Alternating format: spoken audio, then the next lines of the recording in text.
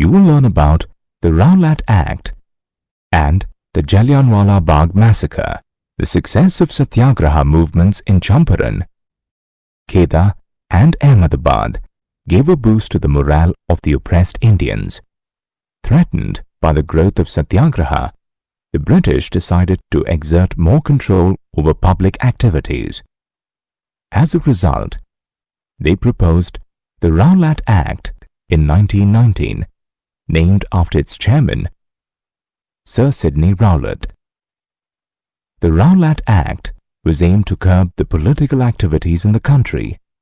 It equipped the courts with the power to detain political prisoners without trial for 2 years.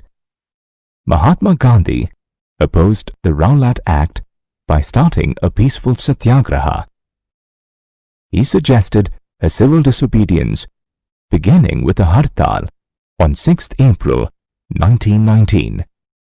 It was followed by rallies, strikes by railway workers, and closing down of shops. To sum it up, the day-to-day work across the country was brought to a grinding halt. The British were threatened that this mass movement could break all lines of communications in the country, and so they decided to suppress the nationalists. As a result, several local leaders were arrested and Mahatma Gandhi was prohibited from entering Delhi. In Amritsar, police opened fire on a peaceful procession. Angered by this brutal action, people attacked banks, post offices, and railway stations. Consequently, martial law was imposed in Amritsar under the command of General Dyer. The event that took place on 13th April 1919 is always remembered for the most heinous aggression of the British. Unaware of the martial law, several villagers had gathered at the Jallianwallah Bagh in Amritsar to attend a cattle fair on the occasion of Baisakhi. To crush the multitudes of people and create terror, General Dyer came to the ground with 50 armed soldiers. He blocked all the entry points to the ground and without any prior warning, opened fire on the hapless crowd. The firing stopped only when the ammunition ended, leaving hundreds of people, including women and children, dead and wounded.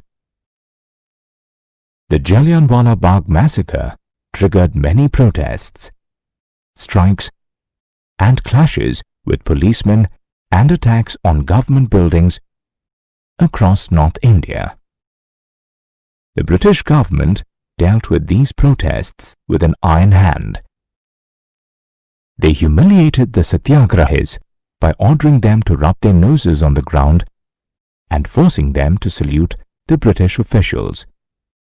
Finally, bombing of villages made Mahatma Gandhi withdraw the satyagraha against the Rowalt Act. The satyagraha against the Rowalt Act was successful, but it did not reach masses in the rural areas.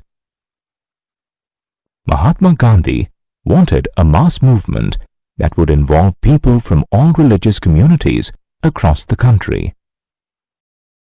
This paved the way for the non-cooperation movement, which was conceptualized by Gandhiji to bring all Indians together to work for a single national movement.